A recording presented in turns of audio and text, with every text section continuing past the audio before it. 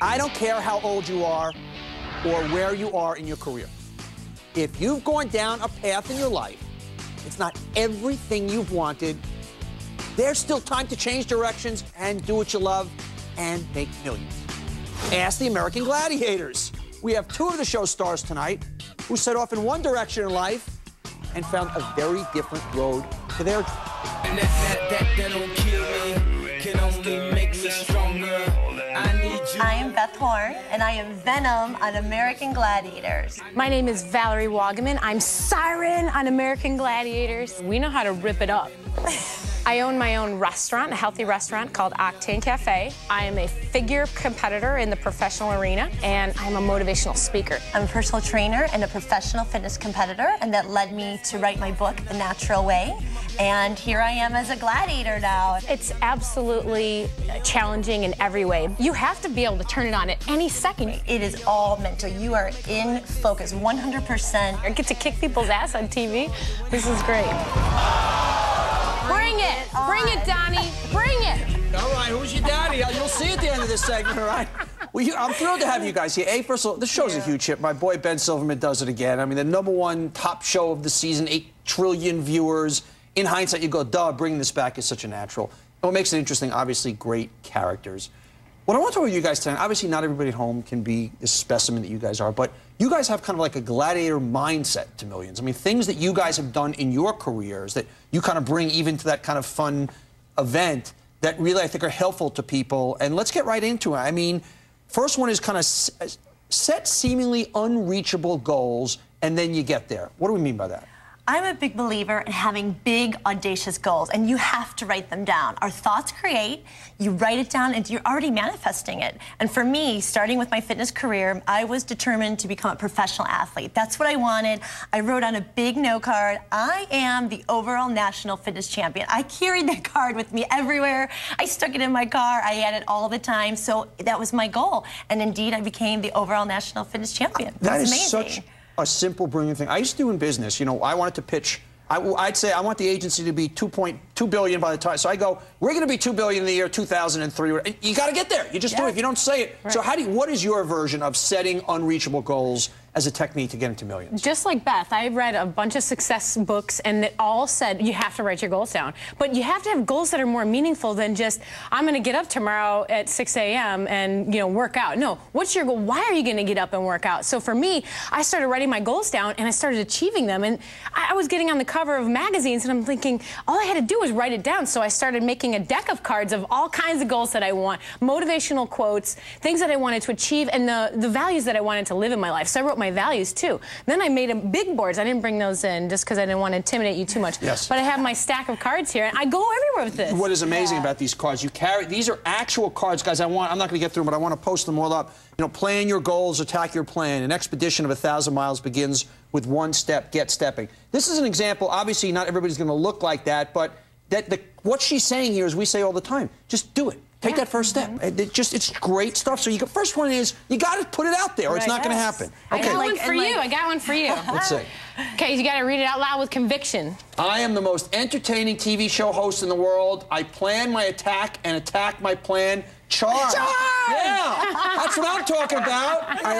Let's come back to. I want to keep, because you guys, it's so interesting the lessons you guys have in lives that most people are not going to lead that are applicable to any success, adapting to what's given you. How do you mean that? With my gymnastics career, I actually blew out both of my knees. I've had 2 knee reconstruction and 2 arthroscopics, so I came through a lot at a very young age. I was 15 years old when I blew out my knee. I started physical therapy, and right next door there was a health club. And so I started lifting weights. I had no idea what I was doing, but I started training my body and realized, wow, I'm getting stronger. I'm feeling so good inside and out. And little did I know that was the beginning to my fitness career, my fitness journey. I had no idea. Okay, the next one, the next gladiator mindset to millions is, we love this one, self-promote. You gotta Give me an example of how you got where you got through your clever art of self-promotion. After I became national champion, I contacted Joe Weider. Joe Weider owns all the fitness magazines, and that's what's inspired me to get into fitness and to change my body. So that's what inspired me. So I kept calling him. I was sending him letters. I'm like, I'll be a great spokesperson. You got to hire me. And I did not take no for an answer. And I got the job. I got a 5-year contract with Weider. I get to travel the world promoting health and fitness. And you just promoted yourself to him, said, I'm the one, that's it, man. That's She right. was a stalker. Right. So in life, you need to be a stalker. You got to stalk sometimes. You got to stalk to win, man. Nothing wrong. Give me your self-promotion, gladiator mindset. I had a similar mindset. We were actually on the cover of the same magazine, a swimsuit issue, but just different years, Flex magazine. And I focused on the same thing. I said, if these women can promote their businesses, they're on the cover of these magazines, I can do it too.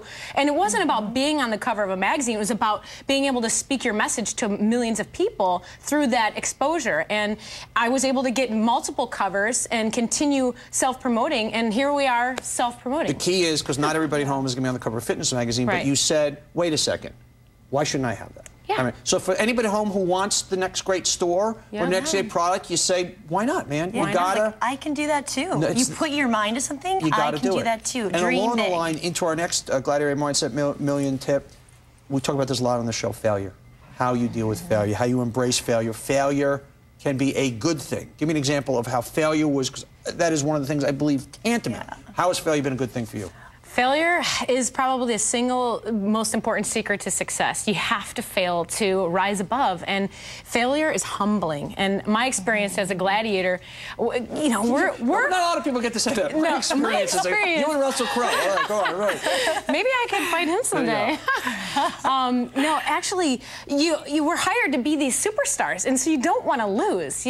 We're paid to be the best, and that's not always the case. These events are designed for anybody to win at any time. And for me, the joust, I was just not in my zone. I was so worried about what if I lose, how will I look, that I ended up losing my first joust, and it stripped my pride. And I just, for that moment, I let it take me over, and I decided that I'm going to use that for positive change. And I internalized it. I said, it doesn't have to be about me, and it's not about always winning. So when the next events came throughout the days, I was able to block everything out and say, it's not about me, and it's okay. As long as it's entertaining and I do my best, and I know why I'm here, I know my purpose is to inspire people, then I was just flowing. It was so much easier. Love it. Yeah. Well, you guys are great. The show is great. Final personal question. You're married. Or I'm assuming you have to be with muscle guys. Like, you couldn't be. Does that kind of work out that way? I actually think you guys are so sexy, but I would kind of feel like a dweeb with you guys. So is it fair? Most of the guys, do gladiators end up mating with other gladiators? My husband's, he's a triathlete and marathoner and sports agent. So yeah, I was so hoping you were going to say he was like a chubby hedge fund guy or something, right?